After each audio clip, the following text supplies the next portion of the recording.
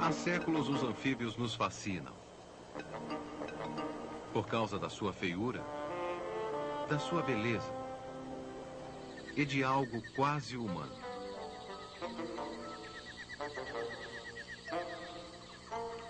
Às vezes, algo de quase sobre-humano.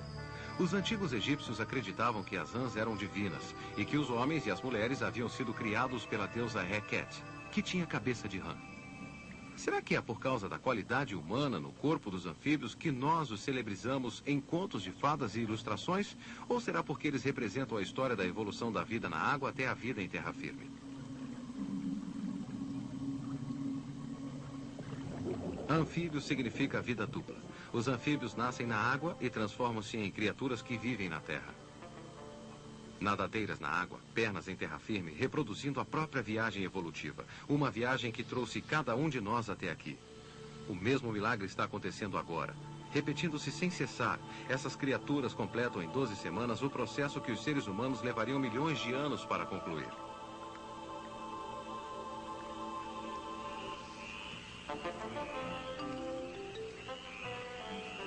Isso acontece com quase todas as espécies de anfíbios, com aqueles que têm cauda, como as salamandras, tritões e sereias,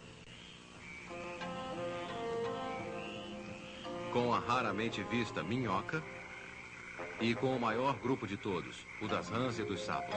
Existem 3.500 espécies de anfíbios, que podem ser desde o tamanho de uma unha de um bebê até o tamanho do braço de um homem. E que tanto podem viver a 4.000 metros de altitude nos picos nevados dos Andes, quanto nas florestas tropicais, ou até nos desertos de calor escaldante.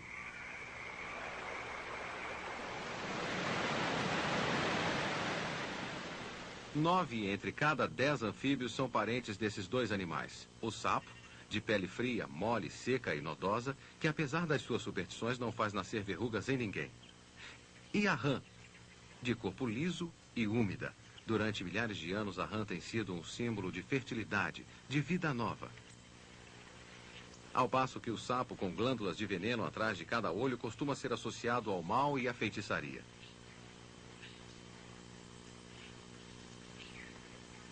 As gargantas dos sapos e rãs pulsam porque eles têm de bombear constantemente o ar para os pulmões. Ambos possuem fortes pernas traseiras.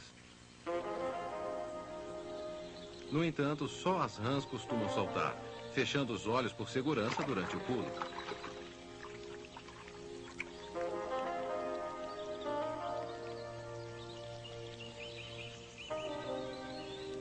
Elas podem cobrir com um único salto uma distância igual a 36 vezes o comprimento do seu corpo. Isto é o mesmo que o menino saltar um campo de futebol sem correr antes de pegar impulso. Tal façanha transformou-se num show capaz de lotar cinemas e teatros no mundo todo. Em Sacramento, na Califórnia, os Crockers College não apenas treina as rãs para saltarem mais longe, como distribui prêmios no dia da formatura, até para donos famosos como Ronald Reagan e sua rã Jelly Bean. Uma característica é comum a todos os anfíbios: a pele porosa.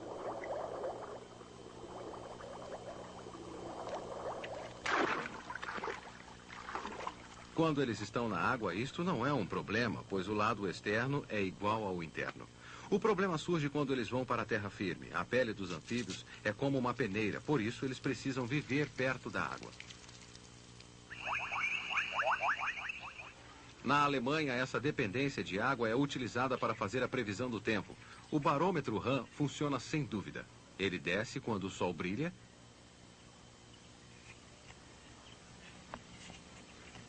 e sobe quando chove.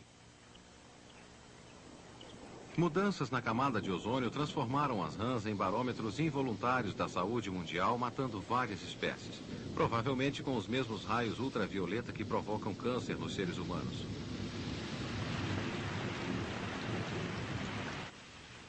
E as rãs que vivem no deserto, onde a chuva pode demorar anos para cair? Essa rã constrói para si mesma uma bolsa transparente e pode esperar até 7 anos pela chegada da chuva. Quando finalmente chega a hora de sair do abrigo, a bolsa serve de alimento.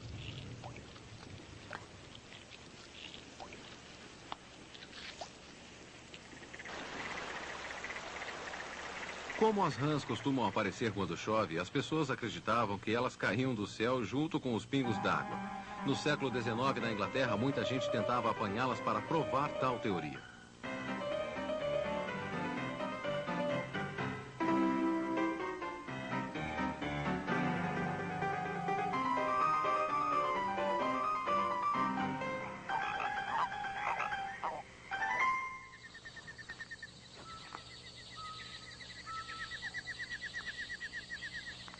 Quando o tempo está seco, a rã cera, que vive no alto das árvores, retém a umidade do corpo cobrindo-se com uma camada de cera que a sua própria pele produz.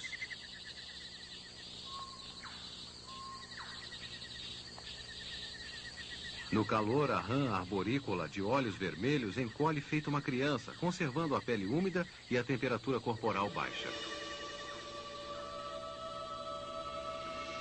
Esse bebê mantém o corpo úmido nadando na lagoa. O girino, saído recentemente do ovo, já está perdendo as brânquias externas, que irão ceder lugar aos pulmões. Os olhos e os ouvidos também estão se desenvolvendo. As rãs e os sapos têm uma audição bastante aguçada, usada principalmente para encontrar um parceiro. A rã coqui macho tem 2 tipos de coacho. As fêmeas só escutam o coachar de acasalamento em tom agudo.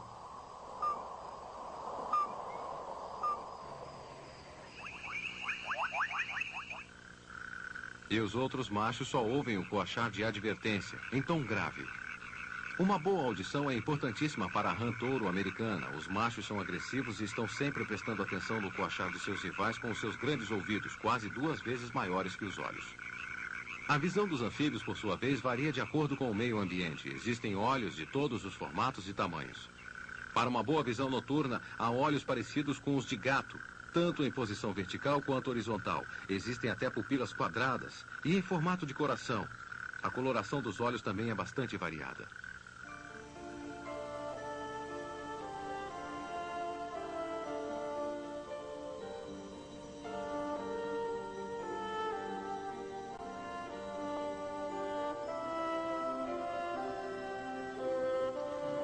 A gama de cores é incrível, levando-se em consideração que os anfíbios só distinguem 2 cores, preto e branco.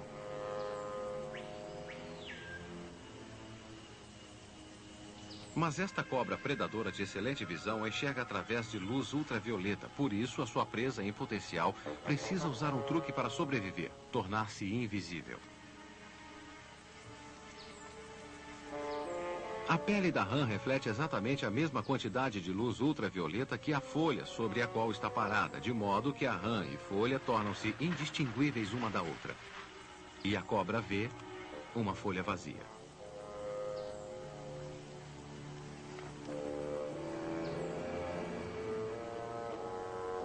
Este é o poder da cor.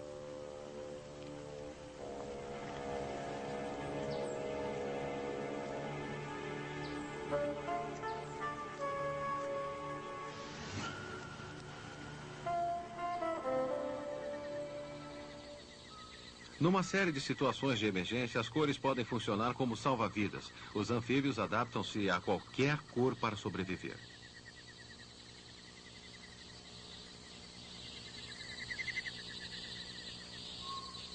Eles escondem-se no meio de galhos e ramos, assumindo a cor do musgo.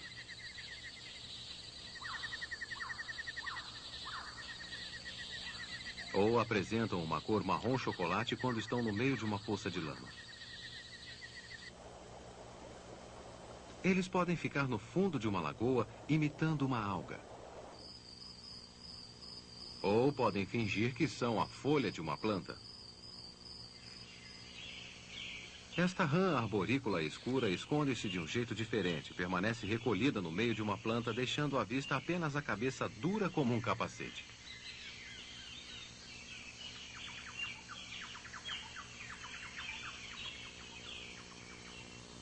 Os anfíbios, como os insetos, utilizam bastante as cores como uma forma de advertência. Os tons brilhantes da pele da rã dardo envenenado são um aviso. Essas mesmas cores, lembrando os tons do fogo, eram encontradas nos cocares de povos nativos americanos, cumprindo a mesma função de advertência.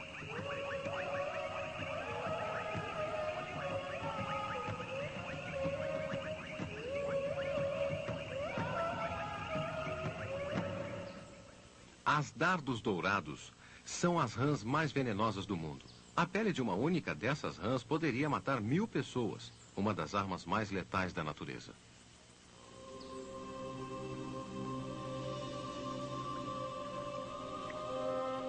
Quando os girinos estão com 6 semanas de vida, suas pernas traseiras começam a desenvolver-se rapidamente.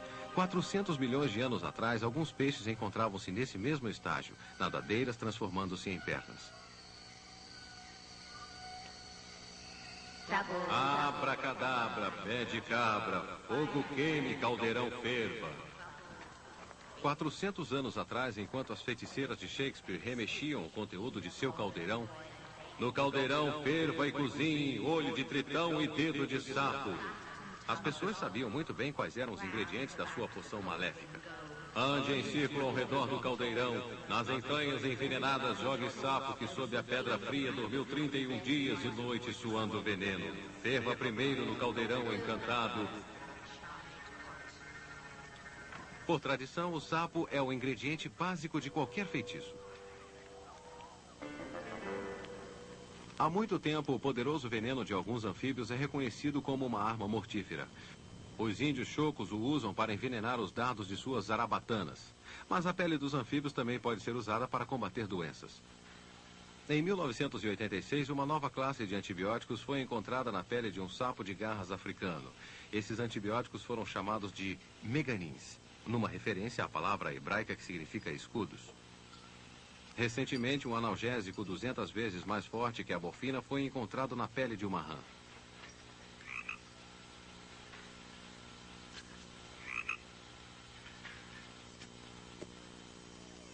Os anfíbios precisaram desenvolver métodos inteligentes de defesa contra os seus inimigos clássicos: aranhas, cobras, aves, peixes, morcegos.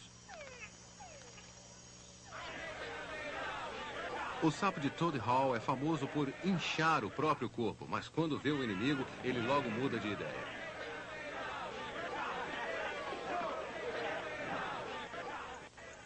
Outros sapos usam outros truques com mais sucesso e não se deixam intimidar pelo tamanho do inimigo. Um ruído assustador acompanhado por uma cara também assustadora espanta o gambá.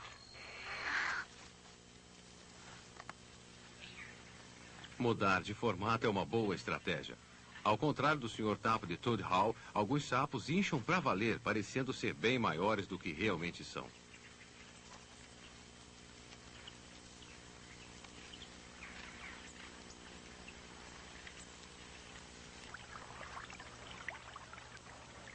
Os sapos barriga de fogo transformam-se em mini-monstros para repelir predadores, mostrando cores que indicam perigo imediato.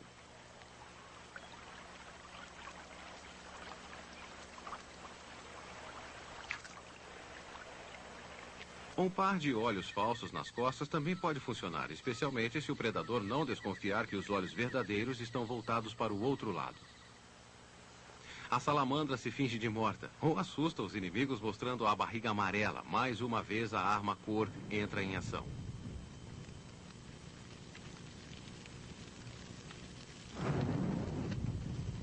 Não foi apenas a cor que levou os gregos a chamarem esses anfíbios de salamandras ou lagartos de fogo. Quando as salamandras fugiam correndo do interior de troncos em chamas, as pessoas pensavam que elas nasciam do fogo. Isso é impossível, claro, mas viver no gelo não é impossível. Alguns anfíbios sobrevivem em temperaturas bem abaixo do ponto de congelamento. 2/3 da água do corpo dessa rã arborícola cinzenta canadense transforma-se em gelo e o coração para de bater. Mesmo assim, a rã continua viva. Como? Ela produz uma substância anticongelante que a impede de ficar completamente gelada.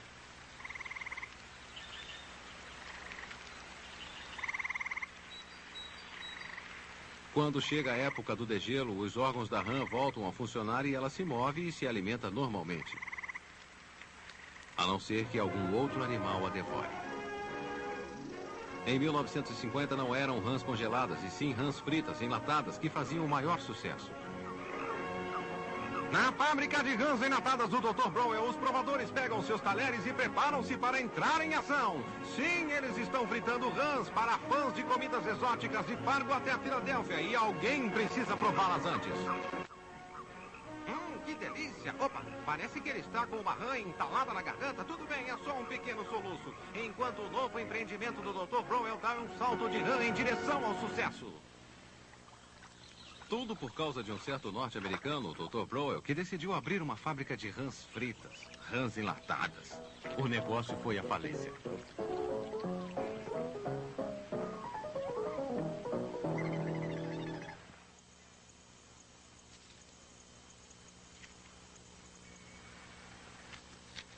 Os anfíbios também comem quase qualquer coisa, desde que esteja viva e em movimento. Se tiver pulsação, vira almoço. Todos os anfíbios têm uma língua pegajosa, presa à parte anterior da superfície inferior da boca, de modo a poder ser projetada para fora. Na hora de engolir a comida, os anfíbios piscam. Este movimento empurra os globos oculares para trás, o que ajuda a forçar o alimento garganta abaixo. Se você engole sem olhar, pelo menos limpe o alimento primeiro. Uma língua pegajosa tem lá as suas desvantagens. Como livrar-se de um besouro bombardeiro de gosto ruim? Alguns anfíbios têm apetite voraz. Uma rã touro africana devorou 14 filhotes de cobra numa única refeição, um recorde mundial. Isto seria o mesmo que um homem engolir 2 dúzias de ovelhas recém-nascidas, com lã e tudo. Na lagoa, esse filhote de 9 semanas de idade já é uma rã em miniatura. Tem pernas dianteiras e pulmões para aspirar o ar à superfície da água. Cada hora que passa representa milhões de anos de evolução. No caso das salamandras, não é a maturidade, e sim as mudanças no tempo que as fazem passar de animal aquático a terrestre. As salamandras adultas têm brânquias, como as larvas, para poderem viver dentro d'água. Em épocas de seca, porém, elas desenvolvem pulmões, começam a respirar o ar e as brânquias desaparecem. Com pulmões e um corpo capaz de viver em terra firme, a metamorfose está completa. Os peixes dipnóicos permaneceram num ponto intermediário da escala evolutiva. Desde que começaram a viver em terra firme há 400 milhões de anos, sofreram poucas mudanças. Até hoje, eles se locomovem com os movimentos em S, típico dos peixes. As salamandras nadam utilizando o mesmo movimento e, como os tritões, rastejam do mesmo modo. A rã, com membranas entre os dedos, é uma exímia nadadora.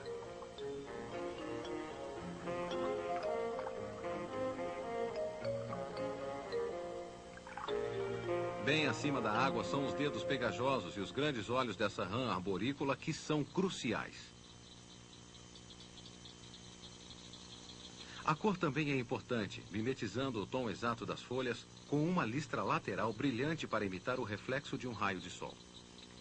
Mas a água continua sendo essencial à vida. Por isso, as rãs arborícolas constroem seus ninhos acima da água. Quando os filhotes eclodem dos ovos, caem direto dentro dela.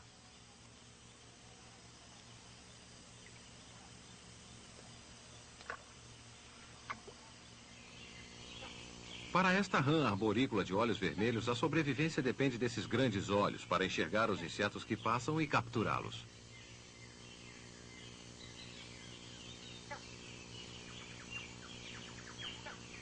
As patas com membranas também são úteis aqui. Esta rã as utiliza para deslizar entre os galhos. Membranas e dedos quase humanos. Será que é por reconhecermos uma paródia de nós mesmos que há séculos sentimos repulsa pelos anfíbios?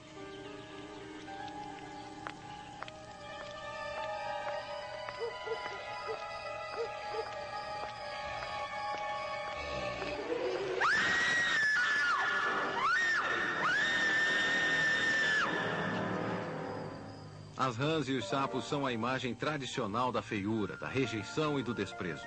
O melhor exemplo disso é o príncipe transformado em sapo, à espera do beijo que o libertará do terrível feitiço.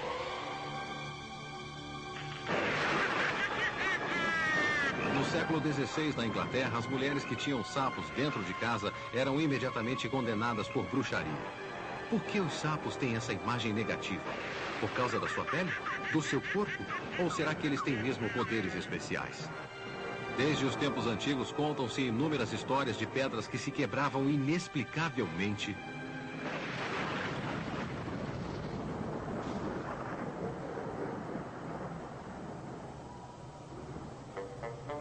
Para revelar um sapo vivendo emparedado dentro dela. Feitiçaria? Magia? Não. Hibernação.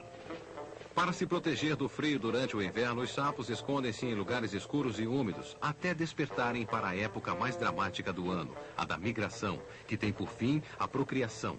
Nem todos os anfíbios migram, mas as salamandras, os tritões e os sapos, sim.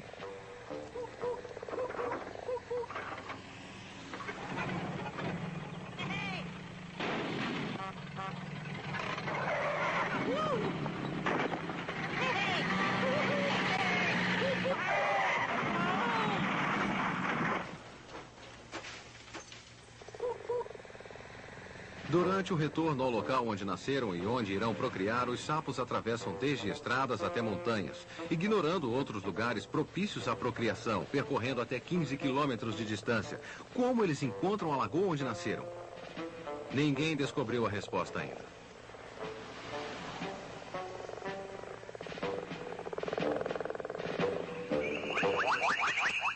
O maior exército de sapos jamais visto não estava relacionado com questões de migração, e sim com a propagação do sapo de canavial da Austrália. Trazidos da América para protegerem as plantações de cana-de-açúcar de insetos nocivos, os próprios sapos transformaram-se numa peste, invadindo jardins e roubando comida de animais de estimação. As secreções da pele desses sapos são alucinógenas. Na Califórnia, houve uma época em que era moda dar lambidas em sapos. Beije um sapo e verá um príncipe. Dê uma lambida no sapo e verá o que quiser.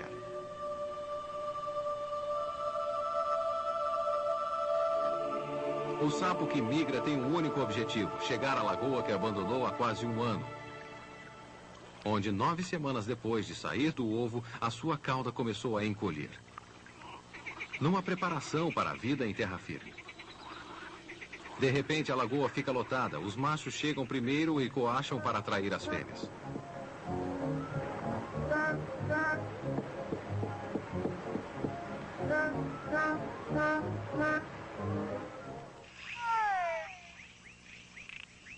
Antigamente, as pessoas pensavam que esse som era o choro de um recém-nascido. Mas não, é o chamado urgente de um macho adulto querendo acasalar.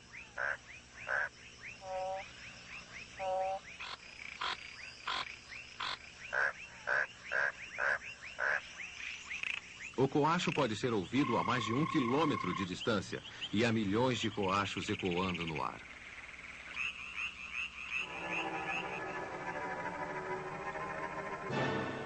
Outros anfíbios usam métodos mais estranhos para atrair parceiras.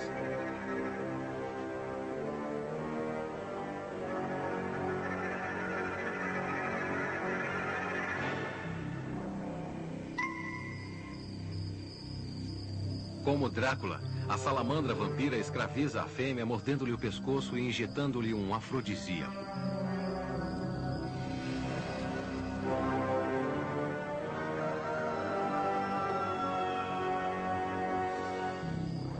A partir deste momento, a fêmea irá perseguir o macho até que ele fertilize seus ovos.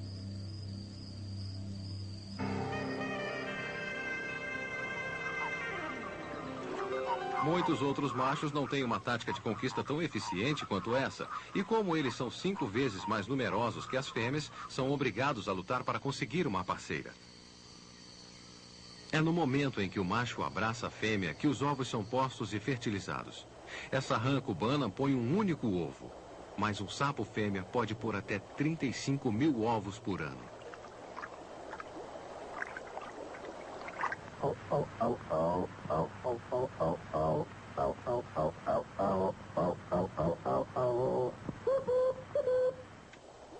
Alguns anfíbios machos são excelentes pais. O sapo do Suriname coloca os ovos com cuidado nas costas da fêmea, onde eles ficarão em incubação por vários meses até a eclosão dos filhotes. Esses são os ovos da salamandra siberiana, a única que vive no Círculo Ártico. Os ovos são defendidos pelo macho, que boceja para amedrontar os que se aproximam.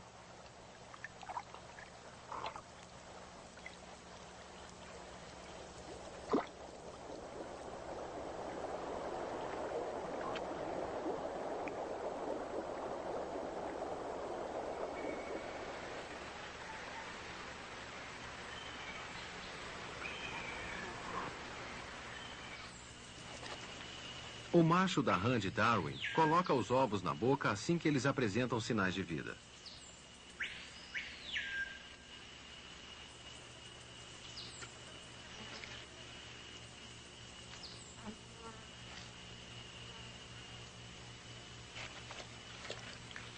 E os ovos ficam lá dentro até se transformarem em rãzinhas.